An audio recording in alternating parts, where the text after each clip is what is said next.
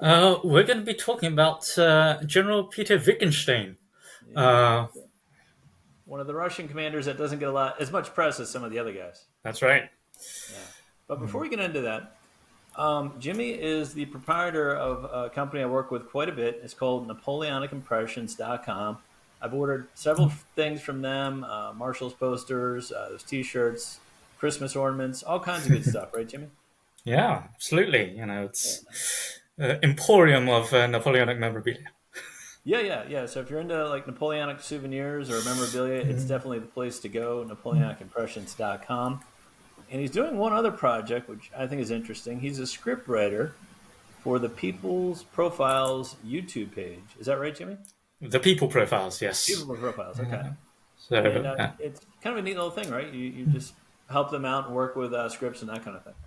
yeah, I mean, I'm sort of in the background, sort of uh, churning out scripts. They have their content is usually around sort of 1 hour long, so they do great sort of in-depth biographical videos on I've written scripts from King Tutankhamun to Enzo Ferrari, so it's a very wide range of historical figures.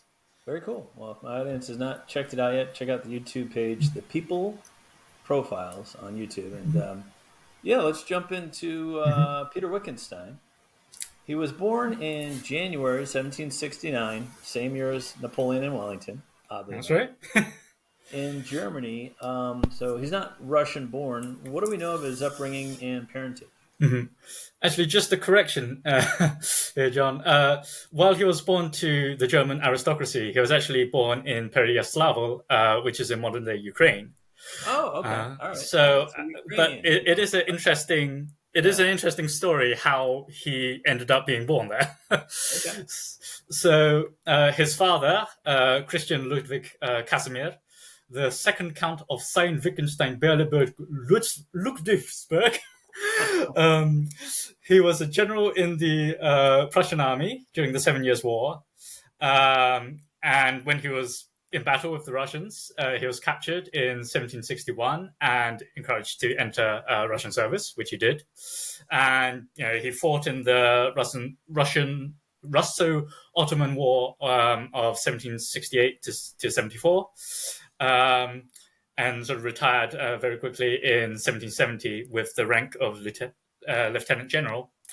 And it was basically his service in the Russian army that led him to be in what is now Ukraine. And so he married his first wife, Countess Amalia Ludwika Fink von Finkenstein, in 1763. And they would have 7 children, four sons and 3 daughters, of whom Peter, or in full Ludwig Adolf Peter Wittgenstein, was the couple's third son. And according to Russian naming convention, he's known as Pyotr Christianovich Wittgenstein Yeah. because So his father was called Christian. not Peter or Pyotr. Yeah. Pyotr. Exactly. Yeah. All right. Well, young Peter, he kind of grows up, but then he enters the Russian military as a sergeant in 1781. Uh, so is he just following in his father's footsteps, I guess? Pretty much. So his mother actually dies in 1771. When he was just 2 years old. And then in 1774, his father remarried to a Russian noblewoman from the Dolgorukov family, uh, who are, one of the leading aristocratic families in Russia. Mm-hmm. And therefore, the Wittgensteins now gained access to the elite.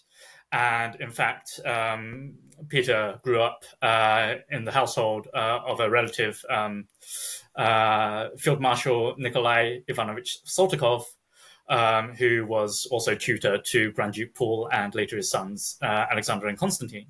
So basically, as any sort of son of a Russian noble, as an aspiring, he would be an aspiring military officer. and he was enlisted as a sergeant in the Semyonovsky Life Guard Regiment in 1781, the second most senior regiment in the Russian army. And then over the years, he was promoted up the ranks. So, in 1789, he was promoted to the equivalent of captain rank in the Life Guard Horse Regiment, and he was a capable cavalryman, a beau sabreur, as they say. Very much sort of, in the line of Murat and Bessier for the French, and like he's amongst power brokers, though. You mentioned the other noble families. He knew the future Tsar Alexander, so he's already within the inner circle of power. That's right, and he's very at home at court. He's brought up to speak Russian, French, and German, which would get him pretty much anywhere he wanted all throughout Europe. So he's very much sort of favored in the Russian elite. Okay. Well, in 1793, he works his way up to major and fights in the. How do you say this uprising for me in Poland? Kosciuszko. Thank you. A year later, and so does he have natural leadership abilities? It can't just be all power broker or friends of his. He must have some ability. Well, absolutely. As I already mentioned, he was a pretty talented cavalryman already. Right. And as you say, in 1794, when he's 25 years old, he participates in his first military campaign against the Kosciuszko uprising, and so in October 1794, he fights at the Battle of Ostrolenka, where his troopers basically overrun an enemy battery and capture a gun. So you could say he's a pretty sort of brave and dashing cavalry commander at this point in his career, and he was awarded the Order of St. George Fourth Class for this exploit. And not long afterwards, he saw action at the Battle of Praga on the 4th of November, which was the prelude to the infamous massacre of Praga, which saw over 20,000 civilians killed by the Russian troops. But obviously, Wittgenstein, in his capacity, didn't really have any. He wasn't the overall commander of that. No. Okay. Well, moving along the timeline, though, in 1799, he is promoted Major General in the Russian Army, and that's a pretty big accomplishment, wouldn't you say? Yes and no. So, 30 years old is pretty young for a Major General, and in the years since serving in Poland, he's also been off actually on the Persian expedition, which is this sort of abortive campaign at the end of Catherine the Great's reign to try to invade Persia, but was cancelled by when Czar Paul came to the throne. And during the reign of Czar Paul, this was a time when no Russian officer could feel secure about his position. Right. So yes, while initially Wittgenstein, he continued his rapid promotion. He was a colonel in 1798, major general in 1799. But by the beginning of 1801, he was suddenly dismissed from service. And as with many of Paul's decisions, we don't really know why. Well, he was trying to reform the army, trying to probably make it less top-heavy with all these generals. So yes.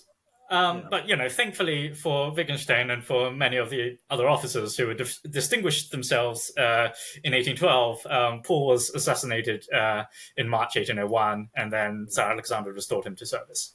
Correct. And from there, in 1805, Wittgenstein is present at the Russian-Austrian disaster at Austerlitz against Napoleon. Do we know how he performed there? Was he in charge of a large force? Well, just to go a couple of steps back, because obviously at this stage, he's a cavalry. He's still a cavalry commander, a cavalry general. So he participates in Kutuzov's retreat towards Austerlitz along the Danube, and he's part of Bagration's rear guard, which holds off Murat at Amstetten.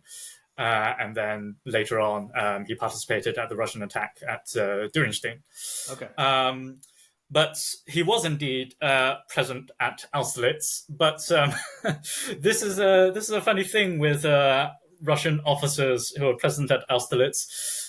We don't really quite know precisely what they were doing, where they were. Mixed accounts as to how they performed, whether they ran away or whether they fought bravely until the last moment or anything. I mean, his biographies merely state that he commanded some Russian outposts, which doesn't really say too much. That's the old saying, right? Like victory has many fathers and defeats an orphan. So it sounds like nobody wanted to take any kind of credit at Austerlitz for the loss. Absolutely, but he was, and again, you in the Russian army you could certainly be rewarded for failure, but he was awarded the Order of St. Anna First Class after the battle, so maybe he did do something good. Okay, all right. Well, in 1806, he's posted on a different front, this time against the Turks. Yeah. But he's back against Napoleon in 1807 and again loses at Friedland, although he wasn't commander at either the Turkish front or the Friedland front. Benningsen was. So it sounds like he's kind of all over the place as a Russian. Well, the Russian Empire is big, and when you've got enemies on the frontiers, and on the one hand, you've got stuff going down in the Balkans, as they always do, and then you've got Napoleon marching through Germany. Yeah. So yes, initially he's he spends a bit of time fighting the Turks in the Balkans. What is now sort of Moldova, Romania, that sort of area. Okay. But then, with the prospect of, with Napoleon having, steamrolled his way through Prussia, he's recalled to help in the Baltic front. And he's actually commander of the vanguard of General Ivan Essen's corps, which sort of covers a sort of border region, and so he's part of a small detachment which fights several skirmishes, but he doesn't actually participate in the major battles at Eylau and Friedland. So he doesn't make a meaningful contribution to the course of the campaign, which obviously ended with the Treaty of Tilsit in July 1807. Right. Okay. So from here, do we know what he does before? Do you know what he's doing from 1807 to 1812 before Napoleon invades? Yeah, that 5-year period. So in November, December 1807, he now becomes chief of the Lifeguard Hussar Regiment. Mm-hmm. So again, one of the most sort of distinguished regimental positions in the Russian army, in the cavalry, and he's promoted to lieutenant general, and then in 1808 he goes to fight in the Russo-Swedish War, which breaks out, during which the Russians conquer Finland from Sweden. But he doesn't. Again, he has around sort of 9,000 light troops, and his job is mainly to sort of occupy newly conquered Finnish territory and help sort of restore political order and, be friendly with the locals to make sure that they don't, have any uprisings in the rear. So again, it's more of a policing job. He doesn't take part in any of them sort of, the marches across the ice that Bagration and Barclay do.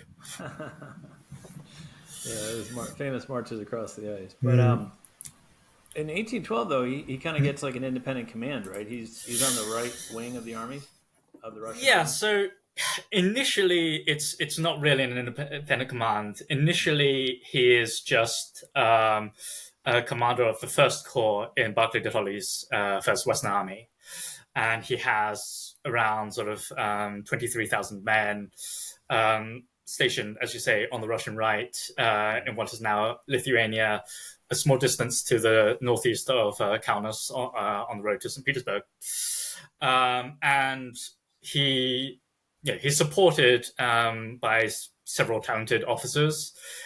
His Georgian chief of artillery, Lev Yashvili, his quartermaster general, Hans Karl von Diebitsch, future field marshal, and in particular, the 40-year-old General Yakov Kornev, dashing cavalry commander, very much in the mold of Murat and LaSalle, and with the facial hair to go with it.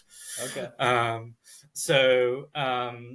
In the beginning of the campaign, the First Western Army, they retreat towards Drissa, which is this fortified camp that they plan to confront Napoleon at. But Barclay de Tolly, quickly realizes that the terrain is unsuitable, and decides to lead most of his army towards Moscow, tries to join up, obviously, with Bagration's Second Army in order to, fight Napoleon on closer numerical terms. Yeah, it's hard to explain on a podcast because we have to do it without visuals. But yeah, yes. Like McDonald is on the very top part, right? Of yes. the front. Then there's Oudinot and Saint-Cyr, Napoleon's main force, and then below them is Schwarzenberg and Renier, I think. So that's kind of how it looks. But the Russians are kind of falling back. And there's a battle at Polotsk. There's actually two battles we're going to talk about. What happens at the first one? Actually, just to go a bit earlier, before first Polotsk, because as you say,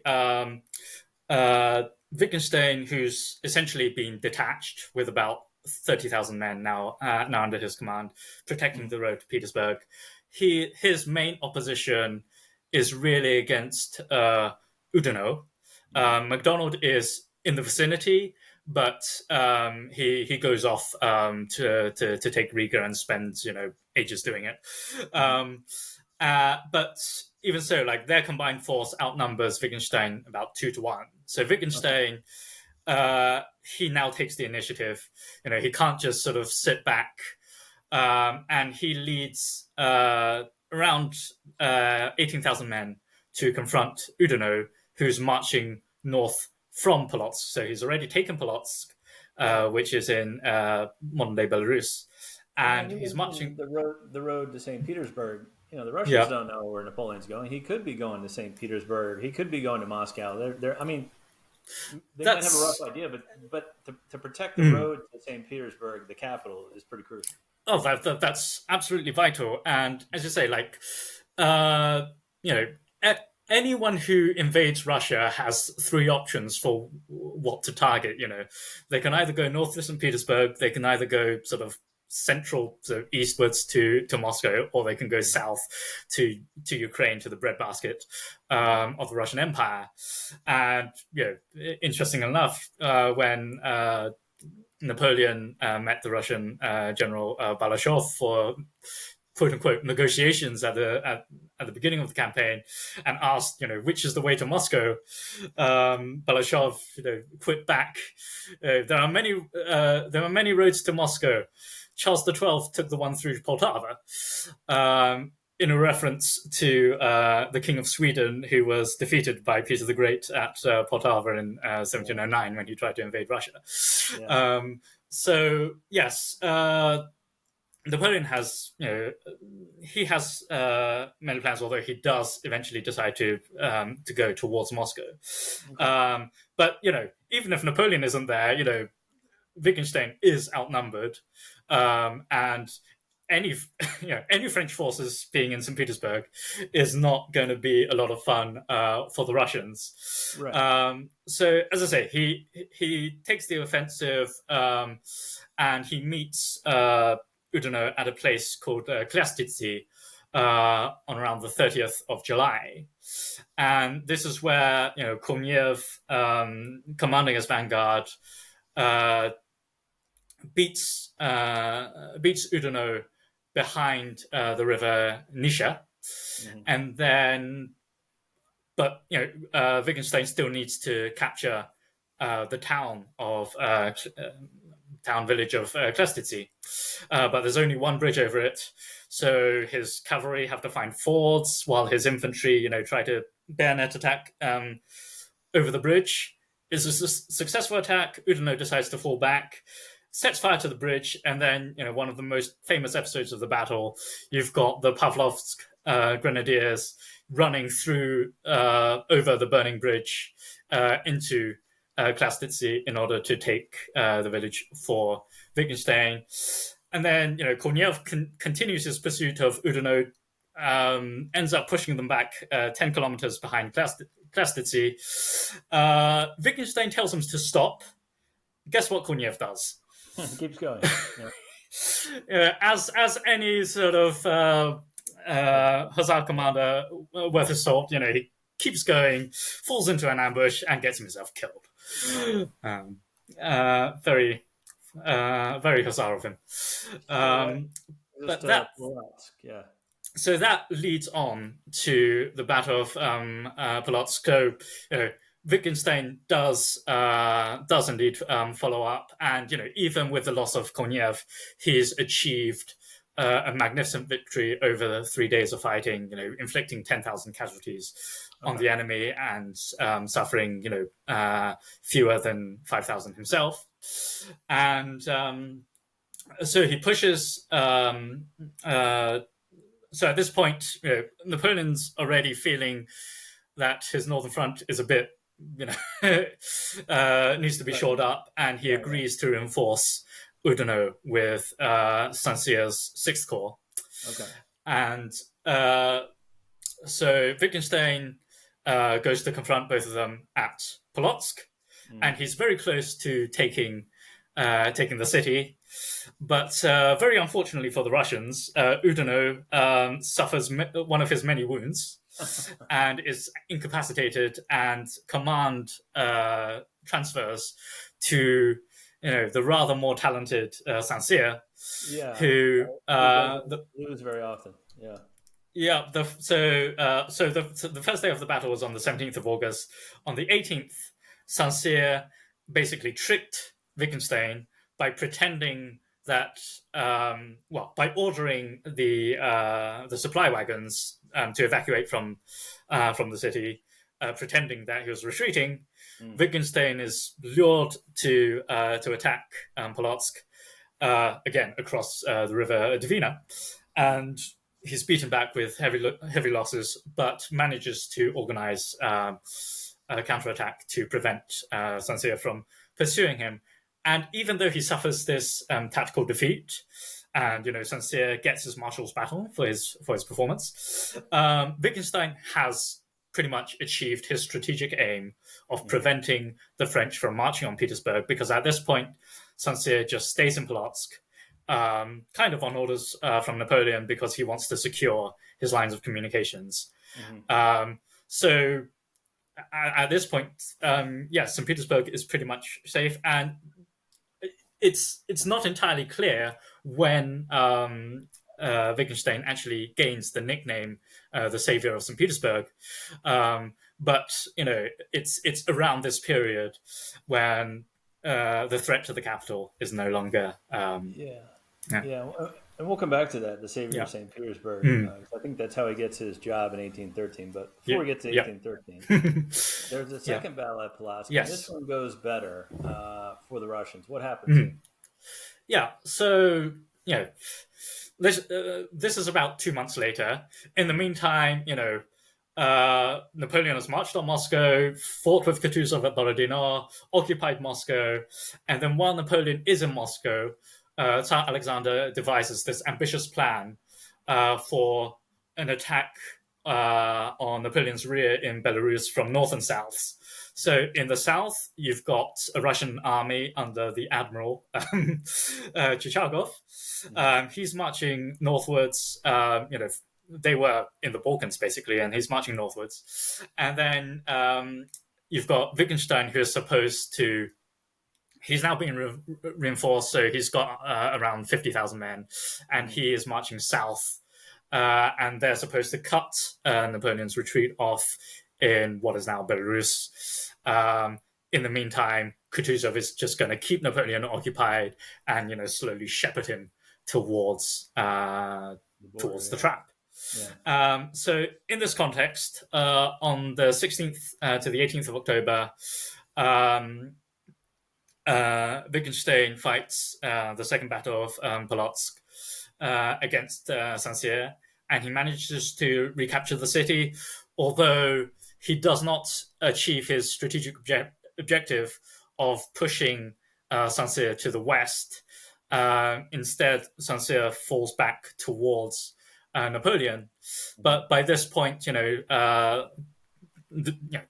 what are nominally two French corps, Saint-Cyr and Oudinot's, they're both shattered. They can't really be in a position to fight without reinforcements. So Napoleon has to send Marshal Victor to reinforce them. And Wittgenstein continues to defeat Victor in a couple of battles at Chashniki and Smolyani in late October and mid-November. Okay. And then by the end of the month, that's where you get to the Berezina, where,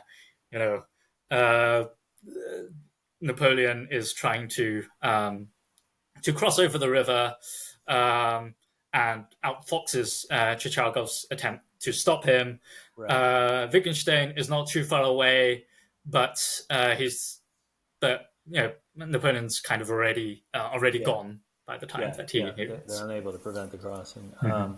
But as you mentioned before, Wittgenstein is awarded the title of Savior of St. Petersburg after his performance. So in the mind of Tsar Alexander, his stock is kind of rising, right? He performed well. Oh, yeah, absolutely. And, saving St. Petersburg, it made him famous not only, throughout the Russian army. Bear in mind that for much of the campaign, he was the only Russian general actually winning any battles. There was a lot of relief in St. Petersburg, and you've got several writers and poets writing poems and songs in his honor. And if you look at all the patriotic songs written in the period from 1812 to 1815, which I did in my master's dissertation at Cambridge, Wittgenstein is the second most popular general to be named after Kutuzov. Wow. Okay. So, and one of the most I wouldn't say best known, but at least at the time, one of the most popular songs in his honor was performed in March 1813, composed by the Moscow composer Daniil Kashin, entitled "Zashitnik Petrovograda," or "The Defender of Peter City." Yeah. And by the end of the performance, the great and the good of St. Petersburg was streaming out into the city streets, and they were echoing with the strains of the chorus, "Hail, hail to thee, hero! That Peter City was saved by you." Well, it's interesting to me because, in 1812, he's riding high. Yeah. But in the long, grand scheme of the Napoleonic Wars, you hear about Kutuzov, you hear about Bennigsen, Bagration, Barclay, Suvorov. I mean, there's other Russian generals that are more famous than him. Yes. So I wonder if his stock drops here in 1813. We're going to talk about that. Yes. During the German campaign, he's made overall commander of the Russian army after Kutuzov's death. However, he loses at both Lutzen and Bautzen against a rejuvenated Napoleon when it appeared Napoleon was against the ropes after the disaster in Russia. So was he just overconfident, or was just Napoleon not good, you think? I don't think it was so much overconfident as a lack of experience. I mean, there were plenty of good reasons for his appointment as commander-in-chief.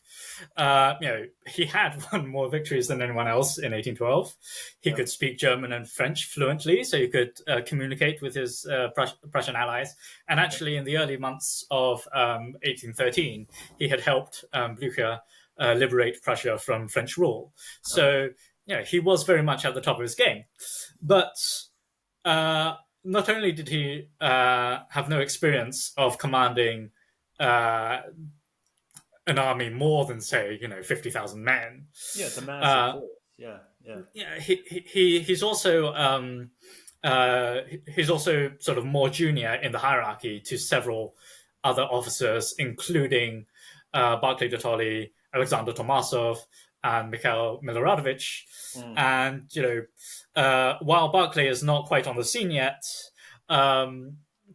Tomasov is really angry, and he just decides to leave. And Miloradovich complains very loudly and, is basically has to be, soothed by Tsar Alexander on a daily basis. These prima donnas where you can... I was talking to Alexander Mikaberidze, and we always talk about the egos on the side of the marshals, but the Russian commanders had some major egos too. Absolutely, and remember the whole, arguably, the whole first half of the 1812 campaign was, a battle of egos between Barclay and Bagration. So So with this, with some discontent at headquarters, it was rather chaotic.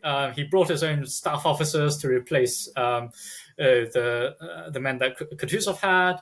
And then on the eve of the Battle of Lutzen, which took place on the 1st of May, Wittgenstein borrowed Blücher's chief of staff, Scharnhorst, to restore some sense of order. But, Scharnhorst was later wounded during the battle and had to leave the field, and the wound would actually eventually kill him. At this point, so as you say, Napoleon has been completely shattered during the Russian campaign, but he manages to raise a new army to confront the Russians and Prussians in Saxony. And actually, altogether, it does outnumber the Allied forces. So the Allies want to attack Napoleon while he's still on the march towards Lutzen. And while the initial attacks were successful against Marshal Ney and Marshal Marmont, unlike in Russia, where all the villages have wooden houses which are basically dismantled before battle because they they'll catch fire otherwise, and it's much easier to fight on open ground. In Saxony, the walls are made of stone, and even though Ney and Marmont's men aren't particularly experienced, they could still, hide behind the walls, and they have a lot of protection, which means that it's really difficult for the Allies to actually gain a foothold, and they hold on for enough time for Napoleon to bring the full force of his army. Good point. While Miloradovich is, out somewhere just sulking, not really taking much of a part in battle. And by late afternoon, Wittgenstein has to order retreat. But, crucially, the Allied army leaves the field in good order, and Miloradovich actually decides to, to lead the rear guard. He's got fresh troops. He's got to save his own men. So, so yes. And then we're moving on to Bautzen, right? Yeah, Bautzen, And like you said, he was inexperienced at Lutzen and Bautzen. I mean, but they are inflicting a lot of casualties on Napoleon's forces, even though they lose. Yes, that's right. So they're fighting far more effectively, far more tenaciously. And that's not only the Russians. I mean, the Russians have been doing pretty well already in 1812, and especially the rearguard actions. But it's really the Prussians who, are no longer the walkover that they were in 1806. And, this is the battle where the Prussians, go into the battle shouting, Vorwärts, Vorwärts, which is where, Blücher gets the Marshal Vorwärts nickname. Well, yeah. So Bautzon's a loss as well. Yeah. They have a brief peace, a ceasefire Yeah. in the summer, Hmm. but then they Napoleon and the Allies are at each other again, Hmm. and Wittgenstein is commanding the Russians at Leipzig, which is an Allied victory, right? Yeah. So just some context for Wittgenstein's command. Sure. So, as I say, in around August, the hostilities are resumed. This time, the Austrians join the Sixth Coalition against Napoleon, and the Allies implement the Trachenberg Plan, dividing their forces into the army of Bohemia under the Austrian Schwarzenberg, the army of Silesia under the Prussian Blücher, and the army of the north under Prince Karl Johann of Sweden, otherwise known as Marshal Bernadotte. And under this scheme, these are multinational armies. So you've got Russian corps in all three of the major armies, even though none of them is commanded by Russia. So at Leipzig, Wittgenstein is commander of the two Russian corps in the army of Bohemia. But Barclay, who is the overall Russian commander, is also present with the army of Bohemia, as are the Allied monarchs. So this means that, in effect, they hold duplicate commands. So Barclay tends to remain at a more senior level at Schwarzenberg's headquarters, keeping an eye on overall developments, whereas Wittgenstein finds himself closer to the front. Okay. And Schwarzenberg is the overall commander at Leipzig. Yes, that's right. And actually, Wittgenstein's greatest contribution at Leipzig was on the first day of battle, 16th of October, 1813, when Napoleon is seeking to defeat the Allied forces to the south of the city before turning north to meet Blücher's forces, which have not yet arrived in their totality. And one of the most dramatic episodes of the battle is when Murat takes 5,000 heavy cavalry and charges towards the Allied center, towards the hill on which Schwarzenberg and the three Allied monarchs have their command post. And the French troopers reach the bottom of the hill, but get bogged down in some sort of gully or ravine, which breaks their momentum. And at this point, the Allies are sensing the danger. Wittgenstein orders two regiments of Russian hussars to charge into the fray, and they do a lot to basically prevent the attack from continuing. And the Tsar also personally orders the Lifeguard Cossacks to help, and Murat is beaten back with pretty heavy losses, despite the fact that the Russians are light cavalry and they are smaller in number. They have the momentum of the charge in their favor, and you've got these guys just stuck down in Porto Would have been pretty different at Leipzig if they had captured. Yes, you would think that Napoleon would have got a better deal. Yeah. Oh yeah. Better peace offer for sure. Well, Napoleon loses basically the second army he's created at Leipzig, which pretty much seals his fate. He retreats back into France in the 1814 invasion of France. Wittgenstein's involved. He's leading the Russians. But what happens at Bar Saraab? Yep. So Wittgenstein's commanding a corps in Schwarzenberg's army. And so you've got Schwarzenberg and Blücher taking sort of two different paths towards Paris. And this is when, between the 10th and 15th of February, Napoleon has this brilliant 6-day campaign during which he defeats Blücher on 4 occasions. But on the 17th, he has to hurry back to parry a threat from Schwarzenberg, which forces Schwarzenberg to hold back. And then once Napoleon goes back north, Schwarzenberg advances again. And on the 27th of February, Schwarzenberg orders Wittgenstein and the Bavarian general, Marshal Wrede, to attack Marshal MacDonald at Bar sur Aube. Even though the attack was a success, it was a coalition victory. During the battle, Wittgenstein is wounded in the right thigh by a bullet and could take no further part in the campaign. But after his recovery, he is able to go to Paris to join in the Allied celebrations. Okay. As we all know, Napoleon abdicates April 1814, comes Yeah. back, loses at Waterloo 1815. But Wittgenstein's not really involved in that. No. Duke of Wellington and Blucher defeat Mhm. Napoleon at Waterloo. What kind of happens to Wittgenstein in his later careers, or his later years? Yeah. So Wittgenstein returns to Russia, and he's initially stationed in the Baltic, in Mital, what is now Jelgava in Latvia. And actually, I think when during the 100 Days, he is given orders to at least march on to sort To of advance mobilize. on towards Yeah, Poland, yeah. but the Russians never get to get to France in time. But in 1818, he succeeds Bennigsen as commander of the Second Army in Tolchin, again in what is now Ukraine. And on the 22nd of August 1826, Tsar Alexander appointed him to the rank of field marshal, basically to mark the occasion of his coronation. Because, funny enough, for a period, Russia had no living field marshals, Mm. and the only